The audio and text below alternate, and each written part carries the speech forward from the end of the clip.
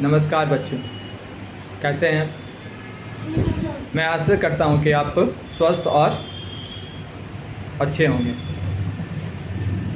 दरअसल आज मैं उन बच्चों से बात करना चाहता हूं, 10th के उन बच्चों से बातचीत करना चाहता हूं जो इस बोर्ड के एनुअल एग्ज़ाम में कुछ ठीक नहीं कर पाए। ठीक नहीं कर पाए का मतलब कि उनका एक दो सब्जेक्ट में कम पार्ट लग गया। तो ये कोई बड़ी बात नहीं है। तैयारी में कहीं ना कहीं चूक हो गई, कहीं ना कहीं कमी रह गई, ऐसा हुआ। कम पार्ट लगने का मतलब ऐसा नहीं है कि वो बहुत वीक हैं, बहुत कमज़ोर हैं और आगे अच्छा नहीं कर सकते हैं, या इस सारी बातों को मैं निरर्थक मानता हूँ, है ना। तो ये एक साधारण सी बात है। हाँ, तैयारी में कमी रह गई, इस बात को स्वीकार करना चाहिए कि जिस सब्जेक्ट में भी कम पार्ट लगा है, थोड़ी बहुत उसमें कमी हो गई, थोड़ी बहुत ठीक से हम तैयारी उसकी नहीं कर पाए, तो ऐसा हुआ।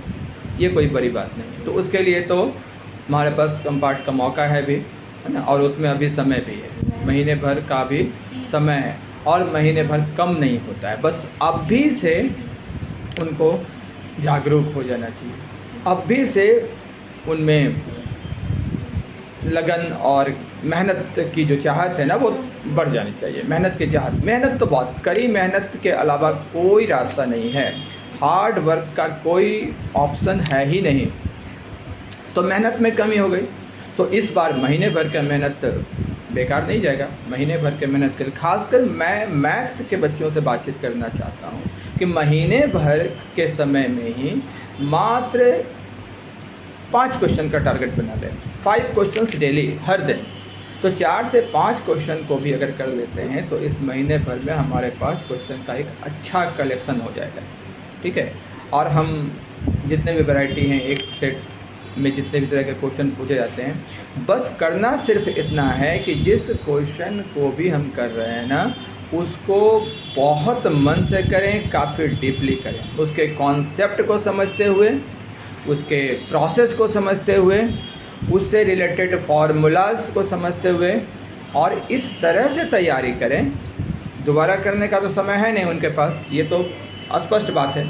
तो इस तरह से उसकी तैयारी करें कि अगर उस टॉपिक से रिलेटेड, उस कॉन्सेप्ट से रिलेटेड कोई और क्वेश्चन भी आ जाए, थोड़ा ट्विस्ट करके ही पूछ दे, थोड़ा हार्डर प्रॉब्लम भी आ जाए उससे रिलेटेड, बस स्किप नहीं करें, उसको छोड़ना नहीं है ना, इतनी सारी करना है। लेकिन एक साथ अब हर दिन एक सेट की बात छोड़ दें, मात्र 4 से 5 क्वेश्चन उनको डेली करना है, 3 घंटे डेली करना। जो करना है उसको खूब सारा दिन उसी का प्रैक्टिस करें। तो हर दिन 3 क्वेश्चंस, ईच डे 3 क्वेश्चंस, इस डे 5 क्वेश्चन, 3 to 5 क्वेश्चन, बस इतना नहीं। और उस क्वेश्चन से रिलेटेड फार्मूला, उस क्वेश्चन से रिलेटेड कॉन्सेप्ट, उससे प्रॉब्लम से रिलेटेड जो प्रोसेस है, उसका प्रैक्टिस करते रहे, उसका अभ्यास करते रहे। इतनी सी बात है और ये करना ही है। देखो, मन बना लो, पढ़ाई के अलावा कोई रास्ता है नहीं। अगर पढ़ाई के अलावा बहुत सारा रास्ता तुम्हारे पास है तो भाई तब तो कोई बात ही नहीं है, पढ़ाई छोड़ दो। लेकिन अगर पढ़ाई के अलावा कोई रास्ता नहीं है तो भैया पढ़ो, है ना।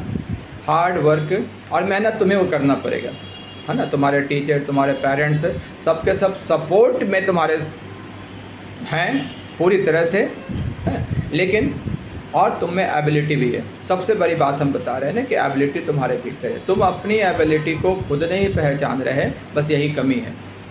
हम अपनी एबिलिटी को खुद नहीं पहचान रहे हैं, ये हमारी कमी है। इसलिए हम अपनी एबिलिटी को पहचानें, अपनी एबिलिटी को यूटिलाइज भी करें। तो जो क्षमता हमारे भीतर है, बस उसको शो करना है ना। इतनी सी बात है ना। Best of luck. लगभग 15 जुलाई का समय रखा गया है, तो जो भी समय हो, महीने भर से अधिक का समय हम ऐसा मानते हैं। आज भी ऐसे अगर तुम संभल जाते हो, आज भी से मेहनत शुरू कर देते हो, तो जिस सब्जेक्ट में भी हो, मैथ्स के लिए, और ख़ासकर जो बच्चे हमसे जुड़े हुए हैं, हाँ, उनके लिए हम पूरी तरह से खरे। अभी इस समय में भी अगर जिस तरह से वो हमारी मदद लेना चाहते हैं, हम उनके मदद के लिए तैयार हैं। बस बेस्ट ऑफ लक, मेहनत करो, सफलता तुम्हारे कदम चूमेगी। और ये असफलता कोई बड़ी बात नहीं है, असफलता को एक चैलेंज के रूप में एक्सेप्ट करो, कोशिश करते रहो, पास तो करना बाएं हाथ का खेल है। ये एग्ज़ाम अच्छे से अच्छे और भी अच्छा कर जाओगे, अगर थोड़ा सा मेरी बात पर ध्यान दो तो और भी अच्छा कर जाओगे, है ना। बस जिस क्वेश्चन को हम समझते हैं उसके कॉन्सेप्ट को समझना बहुत ज़रूरी है। कॉन्सेप्ट डीपली, जितना डीप जा सकें, है ना।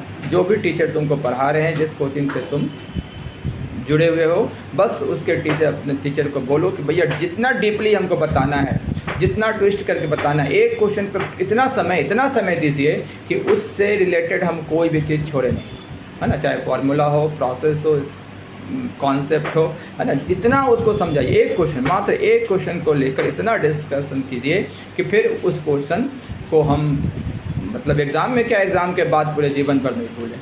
इस तरह की बात करो और तुम भी पूरे मन से सीखो, क्योंकि शिक्षक तो प्रयास करते हैं, ज़्यादा मेहनत तो तुम्हें को करना पड़ेगा। ठीक है, okay, bye, best of luck.